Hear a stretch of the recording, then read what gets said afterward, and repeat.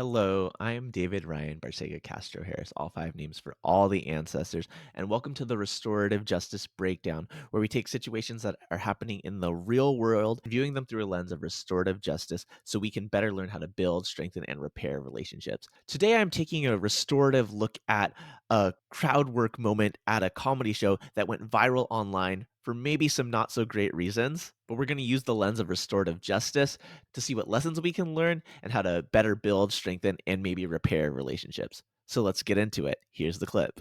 Tricep tendonitis from holding my baby. How old's your kid, by the way? Like 5 months. Oh, dude, you're in the shit right now. It's pretty easy, actually. It's pretty easy, actually. Okay, well, I would spit on you if I could. Is the mother here? Yeah, she's at home. She's at home. No wonder why it's easy. You piece of shit. What a scumbag you are.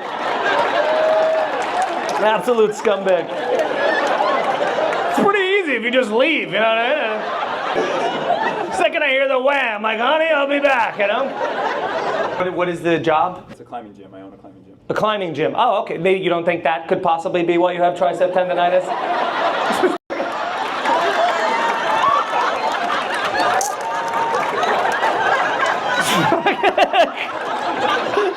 I'm sure it's this. For the 4 minutes a day you're home, you know?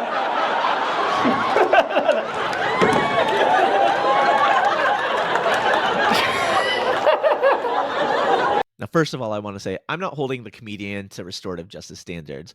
Instead of jumping to shaming, he could have clarified by saying, "What do you mean by pretty easy?" And that would have opened up a totally different kind of conversation, but that's not his role in that space. His role is to make people laugh, not to facilitate healing. The reaction to this is not about him. It's about us and how we witness each other, react, and assign meaning to things we don't fully understand. Because as this clip was posted online, it sparked a lot of comments. Things like, when we say we need men to call out other men's bullshit, this is what we mean. Or, he's probably at home like, honey, can you take care of the baby already? It's giving me tendonitis, and you know that's going to affect my work and income. Or, oh, thank God you roasted him. Or, seeing a man unapologetically call out another man for not pulling their weight just made my night. Or, only a dad can be sitting at a comedy show drinking beer while the mom is at home with a newborn, still recovering from being torn apart, breastfeeding, not sleeping, and holding their baby all day long. A lot of heavily charged comments here, citing things like accountability and men's role in child raising. But what actually happened here? These commenters and many others watched a clip of a man put on the spot during a crowd work section of a comedy show, and that clip was edited to bait engagement. But if we take a moment and think about what actually was said in this clip, the audience member said he has tricep tendonitis from holding the baby is 5 months old, parenting to this point has been pretty easy for him, his wife is at home at the moment, and he owns a climbing gym. He did not insult his partner, ask for validation or sympathy for his parenting, or say he was or wasn't a present parenting partner. Now, because this clip was optimized for audience retention and engagement, we're missing a lot of nuance and context. We don't know what was edited out. We don't know if this audience member felt awkward being put on the spot and would have responded differently in other circumstances. We don't know if he was having his one night out. People are jumping to assumptions. Some of it might be valid in these circumstances. We don't know. It's true that in our culture, moms generally do carry a disproportionate emotional and physical load of child rearing. Some dads don't really do their part, and those that do often get praised for doing just the bare minimum. His comment of, "It's pretty easy," could sound dismissive or like a slap in the face to people who have experienced those dynamics. And so many people feel unseen and unappreciated in their caregiving roles. But very little of those things were actually observable in this clip. Projecting rage and resentment in the comments is a reflection of this problem overall in society, not necessarily a reflection of this comedy show attendee. And while circumstances might differ, at times we all project our pain onto strangers, confuse venting for accountability, and turn humans into symbols for our causes and content. It might be cathartic, it might feel good in a moment to connect with people who have similar feelings, but that's not justice and that's not accountability. There is a place for venting, but if we're looking to heal, what if instead of turning people into targets for our talking points, we asked ourselves, what is the harm here? What is the root cause of the pain behind my reaction? What would healing look like for me or the people involved here? And who are the people in my life who I need to have these conversations with? Getting validation from strangers on the internet is one thing, doing the internal work to reflect on what might need to change in your life circumstances is another.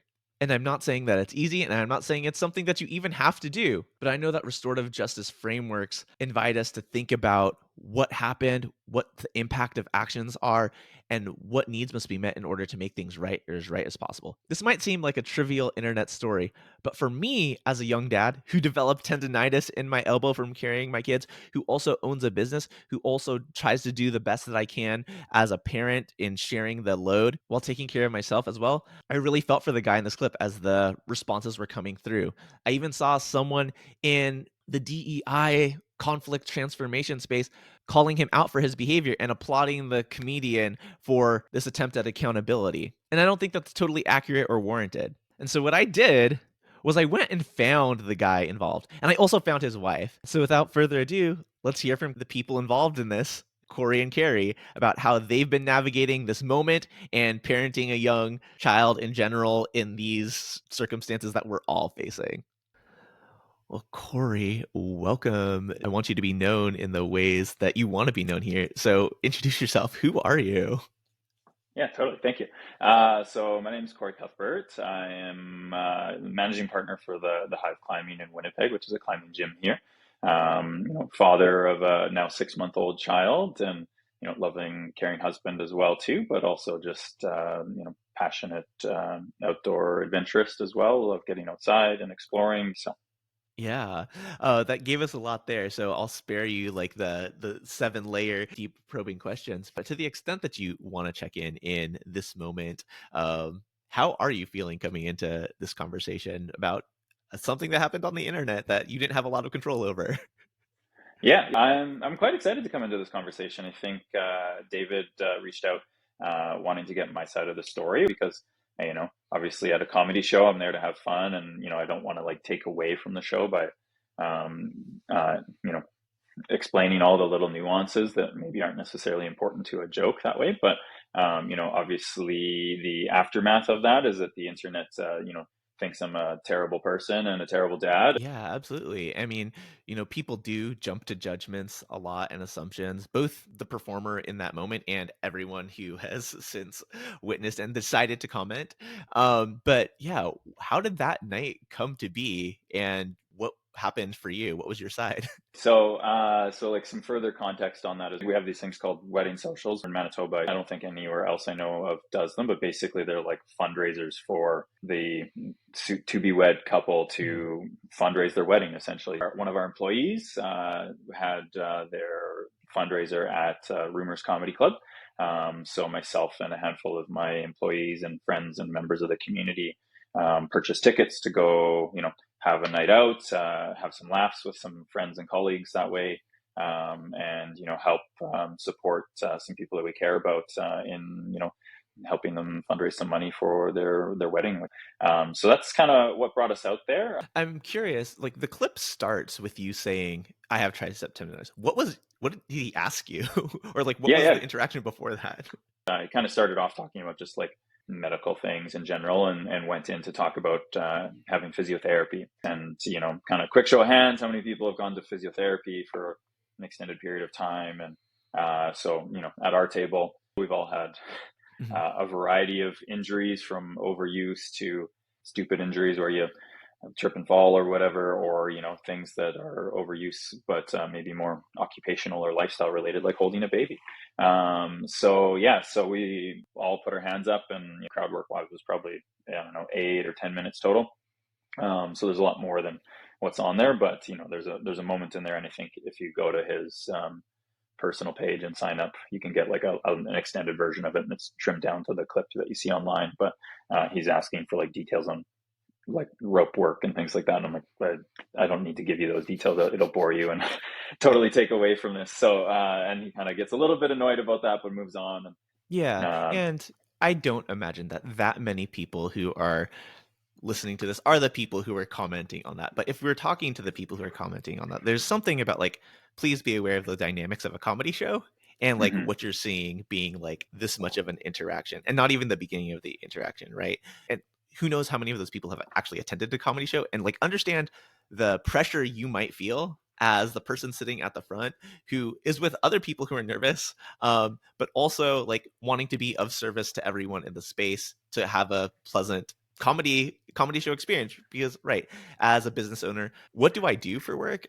So little of it is service delivery. So little of what you actually do is like I climb, right? And explaining those nuances of your business like just isn't great broad comedy material. And like it doesn't serve the comedian, right, either to No, like essentially promote his that's right. tour. And that's, totally within a normal human interaction.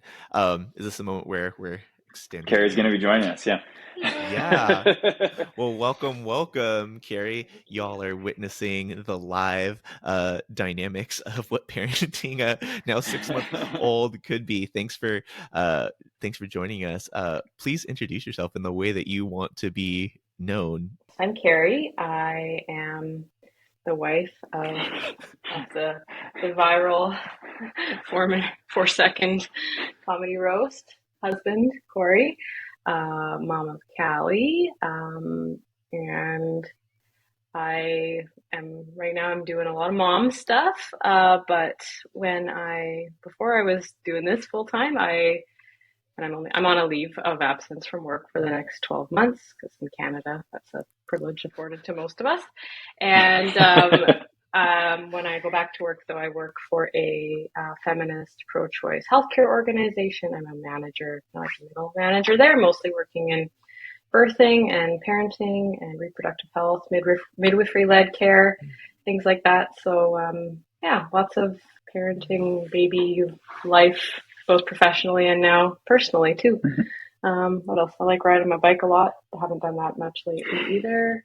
But everything's all temporary. That's the important thing to remember, I think, with parenting and the internet.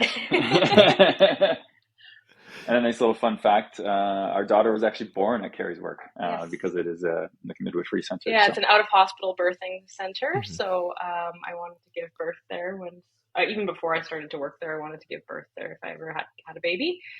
Kori was sharing with us a little bit about, how that night came to be. I'm curious from your perspective, how did that night come to be? Like we talked about, whether or not there's a way that I could go, because I also like comedy shows and I also know the person for whom it was a fundraiser for their wedding.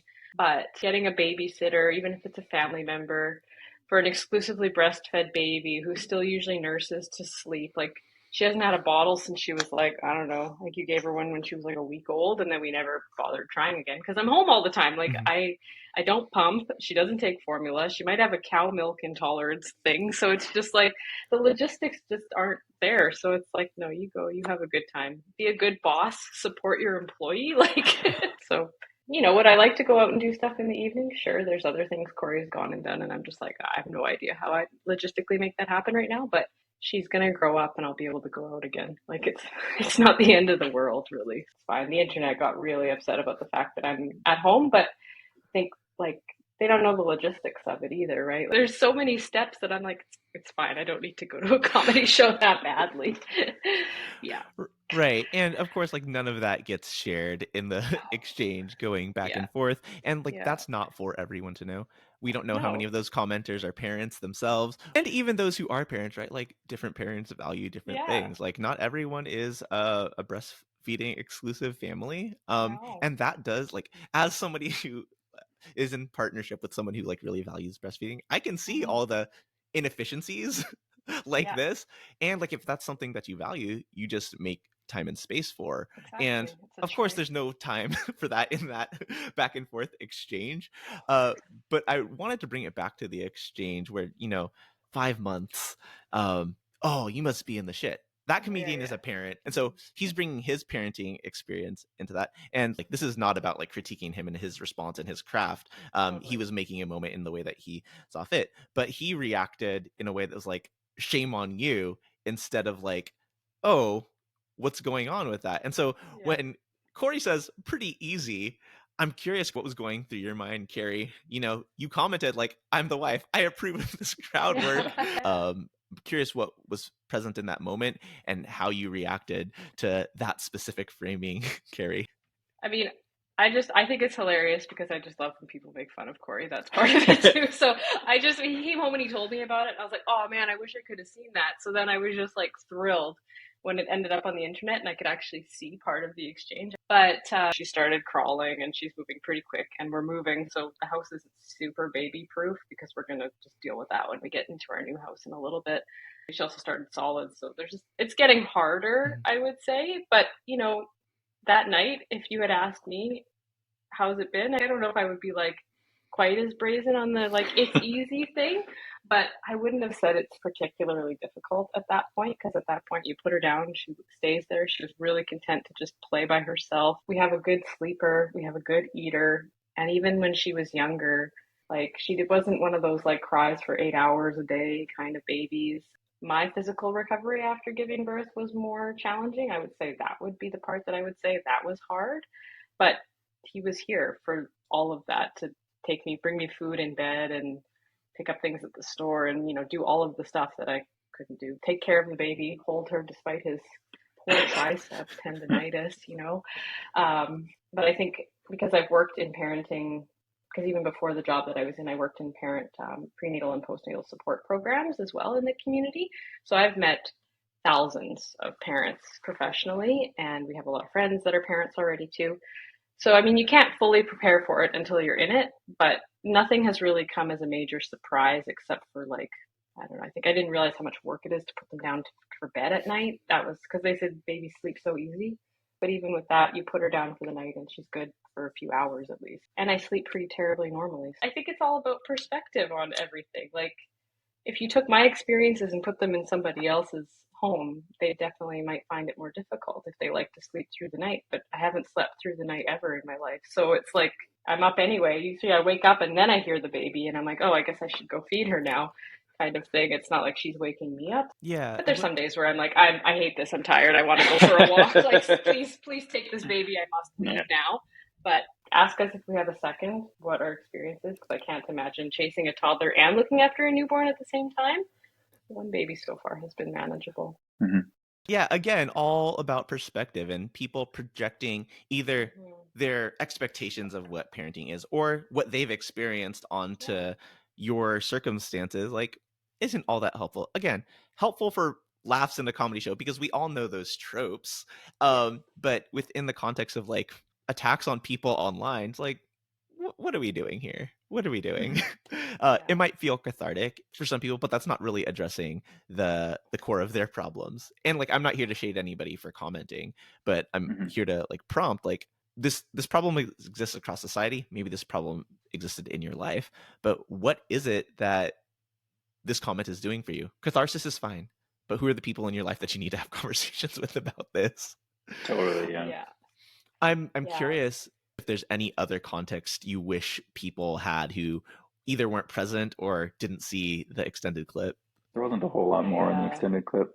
It was more about the climbing thing, like asking about climbing terminology and what the climbing gym is like and things like that. And Kori sort of gave, shorter answers. And I think at one point the comedian was like, feel free to give me absolutely nothing else to work with or something. But it's just because it's kind of a complicated topic. And I don't know, we went to a comedy show once where this one woman just was like talking all about the urban wildlife of Australia, basically. And the comedian was like, please stop. I just wanted you to say an animal, like not a full story about the fauna of your parents' backyard. Absolutely. And so like, everyone's bringing in their parenting experiences and projecting, like you're bringing in your experience, both as a parent, which is true to your experience, but also like your prior experience in comedy shows, like trying to be of service to the moment. And that like dictates how you're responding to the question. And so like, with the metaphor of restorative justice that we use, like this is what happened at the top of the iceberg, but like there's so much underneath that nobody sees.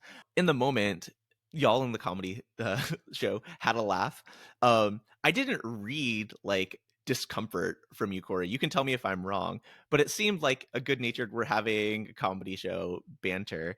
And then it went up on the internet and things were different. I'm curious if you could share a little bit about like the impact of that moment and then what happened after. In the moment, yeah, no discomfort at all, really. Like, as much as the comedian's making jokes about and like insinuating that I'm an absent father and, I'm lying about my injury and things like that, I know it's not true. So I don't need his joke to validate me. Like I said, I was in this comedy show with many of my employees or former employees or members of our gym as well too. So like they think it's funny, but they also know it's a joke, and they're like, well, like the joke that of me being an absent father is essentially like the real joke because I'm with Kerri and Callie as much as I possibly can be. So the first like 6 to 8 weeks, Kerri didn't really have a lot of energy to do anything, which is other than I shouldn't say anything, but other than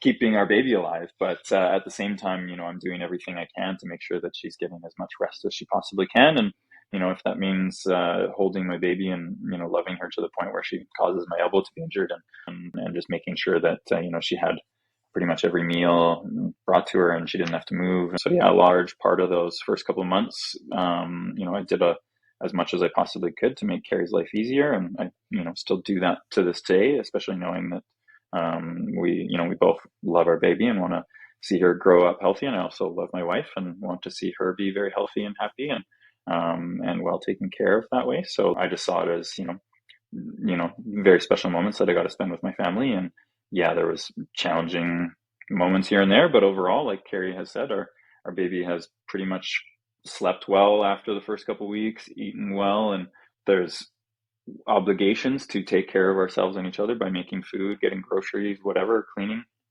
But like I do that all the time anyways.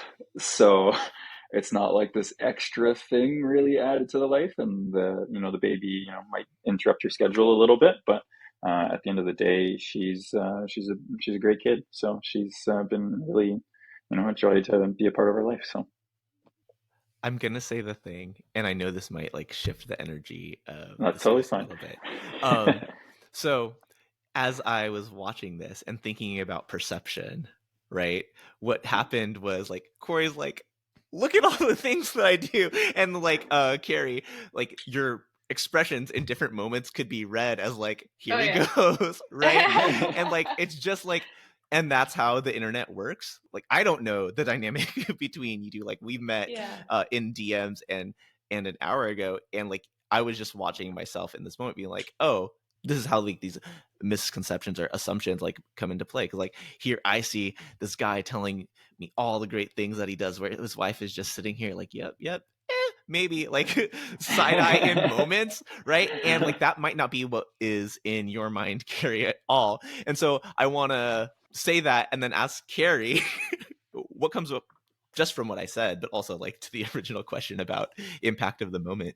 I just read a book. It's called To Have and to Hold, and it's about modern like mothering and the impact on marriage and things like that. And it's been a very insightful book because, we're talking like purely like heterosexual relationships. Like I can't speak to any sort of other type of relationship or parenting setup. Mothers and fathers kind of respond differently, are wired differently, like go through different biological processes. And, do I think that I am doing more to take care of our daughter right now? Of course I am. I'm feeding her. I'm off work right now. Literally my job is to look after my child. If I was back at work, there would be a different division of labor that we would have to figure out. But I'm literally off work to look after this child so that we don't have to pay another person to do that. Also, it's very difficult to find infant spots. I'm sure everywhere, but in Canada they don't really exist because we have maternity leaves here. So that's some of the stuff that comes up for me. Is it's just like, yeah, he's doing many, many wonderful things, and there's, it's a fair division of labor in that way. We've got a lot going on around our house right now, and I'm basically just focusing on looking after the child. So if we flipped the switch here and said, well, what is she doing to help get the house ready for sale and all that? You're just looking after your child. Like, what are you even doing there? It would be the same. You could have the same conversation just about something totally different. But I just think that part of it too is I was kind of zoning in and out as he was talking, because I've definitely heard him retell the story of him looking after me after I had the baby, which I totally appreciate. And like, so I'm just like, I don't really need to listen to this right now. I'm going to think about something else at the moment. Think about what I'm going to do after we're done this call. Like, and it's like the mental load that Mhm. we hear about a lot on the internet that typically tends to be the mother that carries, like, okay, do we have enough diapers? Did we repack the diaper bag? Like all of those things. So I think in the moment I was just kind of zoning out. And when people like witness those dynamics without context, I wouldn't say most people, but like the internet commenter was like, oh, well, see, that side eye look in that moment was her feeling XYZ way. It's like, you have no idea. That's a projection. um, I'm really glad that you one were both able to, and willing to come on and have this conversation. I mean, I think speaking to like the social safety net that Canada has versus the US, like it does change a lot of the dynamics of how individuals who are viewing that might feel. Also, you, Kerri, having much more experience than the average mom, coming into this, like, is a huge game changer. It doesn't mean that like it's any easier for you like to actually like physically, mentally, emotionally have to carry that, but you do have a little bit more of a knowledge base and like expertise, both like with the knowledge and like you're the one who almost full-time cares for the baby, so like of course it should be you doing that while he does other things that are supporting your family, whether it's the business or getting the house ready for sale. And of course none of that goes into a comedy show clip. But I'm curious what this whole situation has either like had you reevaluate or affirm the things that y'all are doing as parents. I don't think it's made me reevaluate anything at all. Like, I think we're quite comfortable with our current arrangement, and it's not like, you know, hundreds of people saying that I should leave him are making me think that I should be considering that. That is ridiculous based on what our current actual life is and not just the comedy clip. Like, I don't feel like I need more time like away. I don't need a night out right now. All of these things. But I do think it's made me think more about, like, you know, future planning too. When I go back to work, my job is flexible to some degree as well, but not nearly as flexible as Kori's. Like, I'm expected to kind of be in an office at certain times. Mhm. I have employees that, you know, require my presence at certain times as well. So probably if you talk to us a year from now, he might be doing more of the parenting, like day to day anyway, like getting her to daycare and like making sure things are ready for that. And depending on what's going on too, sometimes I'm on call for work, so then I wouldn't be doing some of the things that I would be doing now, and we'll have a totally different child in a year from now too. So it's made me sort of think about like where things are going, because I said pretty short after when I started talking to you that everything in parenting is temporary, and that's sort of the mantra that I've tried to remember even through like the really more difficult newborn times. Even if there is a day where I'm like, oh, I really wish I could have gone to that, and I am kind of envious that he gets to go and do these things. Eventually, I will get to go do these things again, and we'll have more like ability to trade off. But right now, I can really only be away from her for like 2 to 3 hours tops. So that's just how it is right now, and that's the decisions that we've made for our family. So yeah, it's made me think more about the future, but at this point, like, I'm quite comfortable with our present as well. Anything from you, Kori? I think Kerri kind of captured it all really well that way, because it's like, yeah, as much as right now, like, yeah, very fortunate that like Kerri's on maternity leave and she doesn't have to return to work until Callie's a year old. The fact that we're halfway through that maternity leave, that daycare timeline is ticking. So You're more nervous about that than I am, though. yeah, I'm like, we'll find something. yeah. That's a fall problem.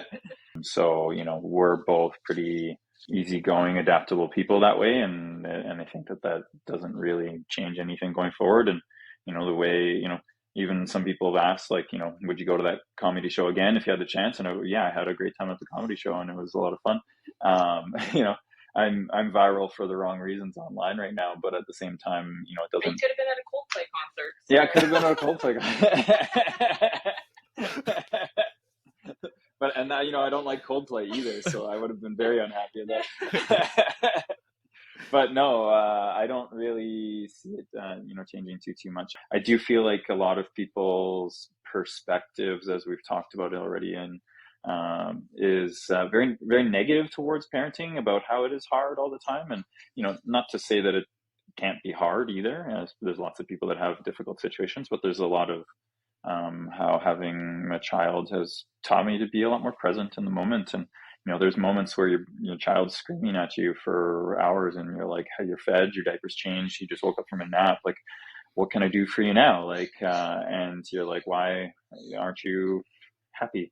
Uh, and you have those moments where you kind of wish for the future where she's a little bit older and she can communicate, or maybe you can play with her in a little bit more of an engaging way. But then also you reflect back on it and you're like, no, like, let's just live in this moment now and appreciate this time that we get to spend together right now. And our daughter's only going to be as young as she is today, so admiring the fact that she's learning new skills and playing that way. And so it just I think has been really grounding and kind of teaching that lesson of just appreciating what you have at this moment. So Yeah, I mean, and that's a message for me, having been up from like 1:30 to 3 last night um with my 3-year-old who like randomly spiked a fever Oh and like no. was coughing, and so like having to one wake up multiple times, but like, hey dada, like cover me with like a cool rag, mhm. right? And then it falls off, like, I can't fix it, right? In those Yeah, moments, like, Mhm. I just want to sleep. Like, yeah, come on, right? And what a beautiful moment that is as well, that I know years from now I'll look back on as like, oh, I wish Wish they you needed me needed as much as me they in did those them, ways. and yeah. And those moments come up all the time, but it's also like beautiful when at 6:05 he's very well trained with his nightlight. When the light turns green, you can come out of your Yeah. room. I Yeah. was sleep I was sleeping on the couch just because he had been sick, and like he Yeah. comes and like snuggles me, we read a story, Yeah. and we have those beautiful moments. And so I know there's a baby who needs attending to in a moment. So I guess my last question: what do you want to say to folks who saw the clip and felt anger, pain, or solidarity based off of their own experiences? Do you want to go first? Or you want me to go you can go first. first? Yeah. Okay. I think that I'm guessing that the majority of the people who were expressing anger, especially the women in the group that, were maybe mothers already, I really do hope that circumstances become more easily supportive for families wherever people live. Like, I think that if, people are trying to have families and have children and keep society with people in it, we need supportive environments to do that. So I hope that whatever that looks like, I hope people can find that support that they need. And in the future, there's just increased support for people in that way as well. But I do think too, it's an interesting way to look at, not taking things too seriously and remembering that people have more to them. Like you talked about the iceberg analogy, this is a very small clip of a very large iceberg. And that really applies to everybody everywhere, be it somebody who it doesn't have a home to live on, people who like I come from like a harm reduction background too. So I think of people who like are substance users and what has brought them to that place in life. So I think just remembering that everybody's got more to them than that brief moment that you see of them. And I don't know, go read a book or something. Like, just get off the internet and read a book.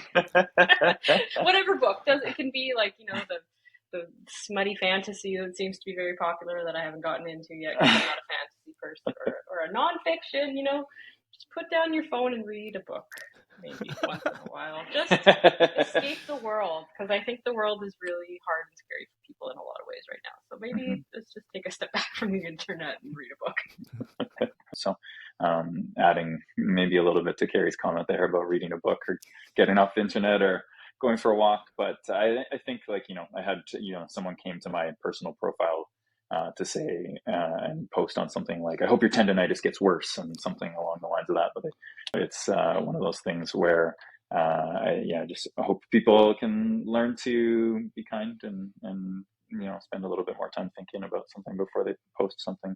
Yeah. I did think of one other thing too. There was one person who messaged me directly, which I think is an interesting action to take after. But she was very nice, and we had a little back and forth in my DMs about just like she thought the bit was very funny. She's sure that that's not an accurate portrayal of my life at all. And we just talked a little bit about parenting and like the effort that it's required to. So I think that there's some really nice moments like that where I got to have some interesting back and forth with people that wasn't all negative. So I think for every negative comment out there, there's probably several people. I mean, the video has millions of views, so there's probably many people who have seen it and said, haha, that's funny, I bet that's not actually true, and then they just moved on with their life, right? Mhm. But the people are more inclined always to leave a bad review or whatever the saying is around that. So I think for every negative comment, there's probably a handful of or many more people that are like, haha, and then they moved on with their day and they didn't feel the need to write anything down on the internet. So that's, all those things have just sort of been in mind as we've navigated this for the past week or so. Yeah.